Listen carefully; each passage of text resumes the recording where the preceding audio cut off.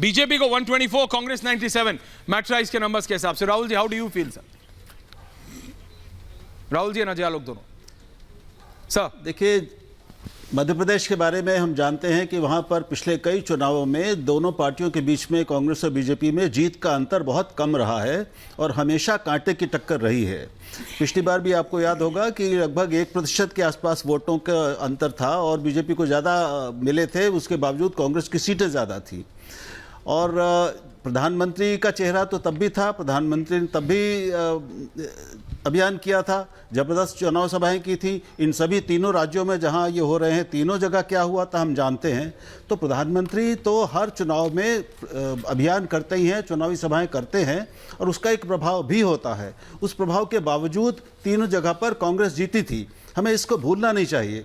अब 18 साल के बाद भी अगर एंटी इनकम्बेंसी है, ये मानते हुए भी अगर हमारे मित्र को ये लग रहा है कि 5% का अंतर इतना बड़ा हो गया है और बीजेपी को 5% ज़्यादा वोट मिलेंगे एक ऐसे राज्य में जहां इतना बड़ा अंतर पहले कम रहा है और 1% इधर उधर से ही परिणाम बदल जाता रहा है, तो मुझे थोड़ा सा आश्चर्य हो रहा है इनकी इस आंकड़े और इनकी इन प्रोजेक्शंस पर। मनोज जी बताइए, आप काउंटर कीजिए। देखिए, अजय जी आ रहा हूं एक्सप्लेनेशन। बीजेपी जो पिछले चुनाव जीती थी उन सीटों पे काफी बड़े मार्जिन से जीत कर आ रही है और कांग्रेस की जो है वो मार्जिन सीटें घटी हैं। और वो आपको चंबल के एरिया में आपको दिखेगा कि वहां पे ज्योतिरादित्य सिंधिया के हटने के बाद कांग्रेस के वोट परसेंटेज पे कितना अंतर आया है। और आप रिजल्ट में भी देखिएगा ऐश्वर्या जी कि ये सेम चीजें आएंगी और उसी तरह से आएंगी।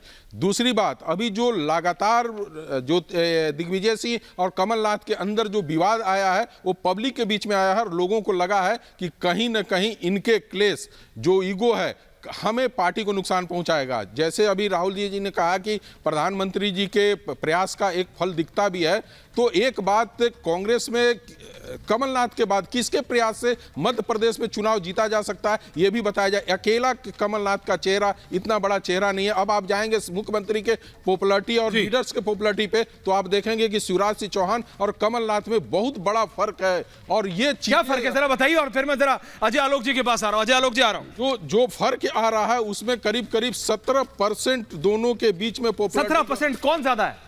शिवराज सिंह चौहान। क्या बात कर रहे हैं? मैं बोल रहा हूं ना कि कमल। क्या बात कर रहे हैं? एकदम आप कह रहे हैं 18 साल बाद भी शिवराज सिंह। अनुराग भदौरिया सुन रहे हैं आप?